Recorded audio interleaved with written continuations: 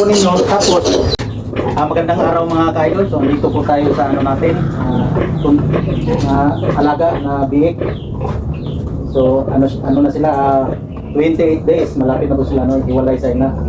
Mga ka-idol, meron lang akong kunting tip sa inyo or idea. Halimbawa, kung mga baguhan pa lang kayo na nag-alaga ng mga baboy, or sa gustong mag-alaga ng baboy, so bigyan ko na kayo ng kunting kaalaman. Ito yung technique na pinagbabawal. So ganito mga ka-idol, halimbawa merong nagtatay sa kanila, pero hindi mo sila ma-identify kung sino sa kanila yung nagtatay. So ganito mga ka-idol, tingnan lang po niyo yung buntot nila.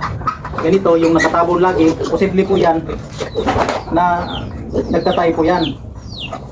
At saka isa pa mga ka-idol, ito yung pinakamabisa. Halimbawa kung di talaga kayo sigurado doon, so ganito mga ka-idol, kunin po ninyo, tapos amunin po ninyo yung weight. Pag namatay yan, ayun, sigurado po yan, nagtatay mga ka-idol. So yun naman po mga ka-idol, yung kunting kalaman na pinagbabawal na ito. Ayan mga ka-idol, maraming salamat. Sana napatawag ko po kayo.